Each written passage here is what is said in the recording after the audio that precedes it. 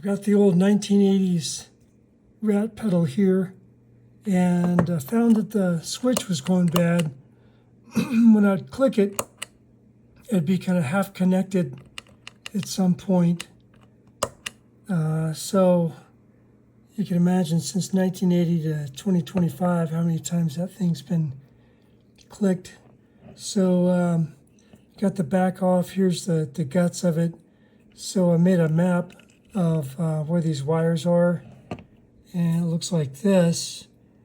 So there's just these posts on this side, and then the black and the white in the post.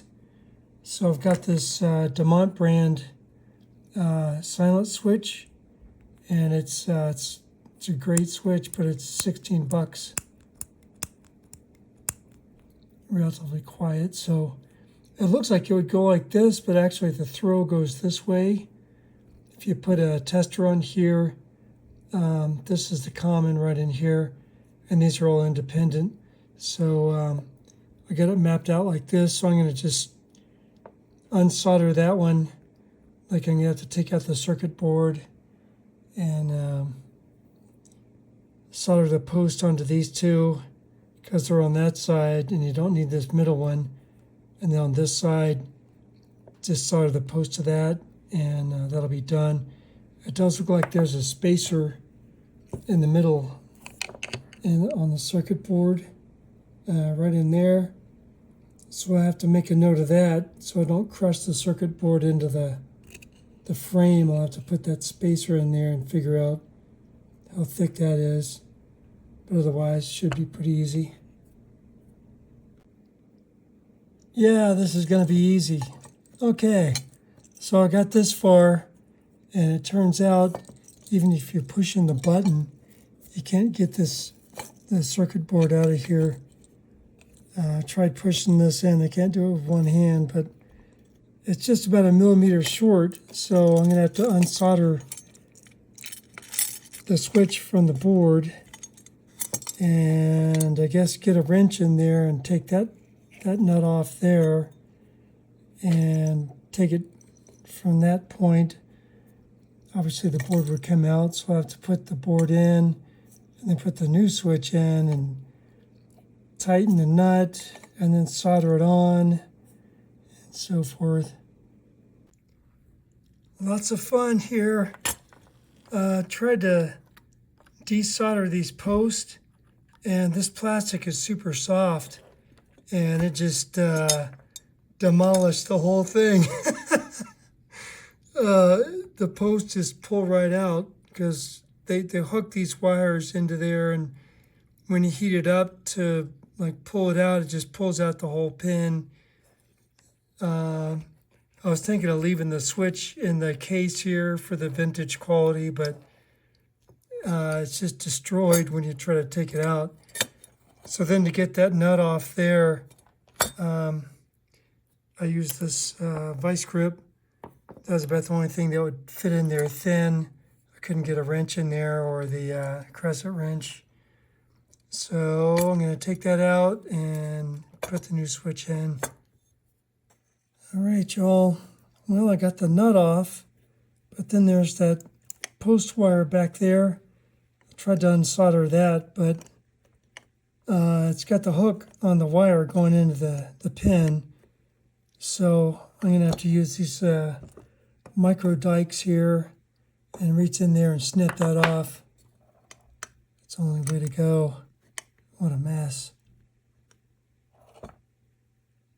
In the melee of it all, this post here became detached from the trace, which is great. And I think if I tried to scratch it there and solder this back on, even if I heat it up to put it on the switch on the back side here, it's just probably going to melt again. So looks like this goes over to here. I think I'll solder a wire on that and bring it around and run it through that hole.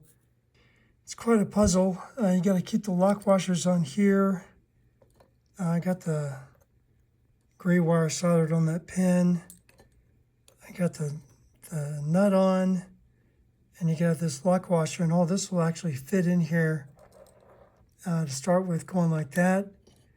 But I'm figuring I'm not going to have enough room on this back pin to solder over there. So I'm going to have to solder a wire on here first before I get all this in there, and then solder it on. It was looking like the posts were going to be too short. And also, once I got the switch in there, I wouldn't be able to solder to the back pins. That'd be a nightmare. So I soldered a wire on the post and put an insulator on there so it doesn't touch the frame. And tested it, and it works, but I was getting a bounce click like usual. So like I had before, I had taken this out, but I put it back in. It's a 47K ohm resistor across the in and out pins, and that prevents the bounce click. But the switch itself is super quiet, and with the resistor in there, it's nice and quiet. So I'm going to put it all back together. All right, just as a footnote, I got those alligator vice grips in there and tightened that. And you have to have that lock washer in there before you tighten it, because the switch is going to be too long to put that washer on there when you're putting it in here. And these little lock washers keep falling out, so it's quite a circus getting this all together. Takes a lot of skill and patience, so hang in there. So I'm going to bolt that on. Wow, I got everything in here, and I realized right at the end, there's the nut at the base of the switch, and there's a nut on this side that bolts the switch to the circuit board, and then you need a third nut to go on here, and the DeMont doesn't come with 3 nuts, it only comes with 2, and I realized the old one has 3, and look at that, the threads look kind of coarse. So I thought maybe I have a spare and my magic bag of old switches, and they're all fine thread. That's great.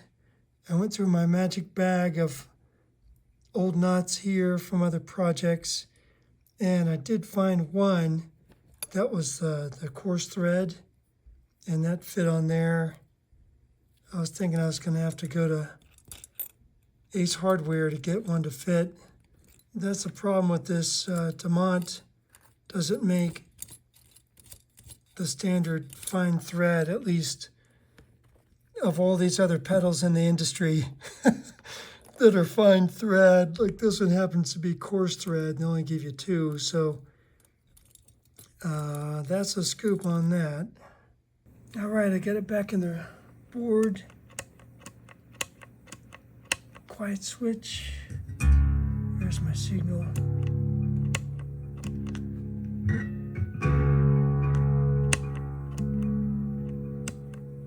So you can hear when it clicks on and off.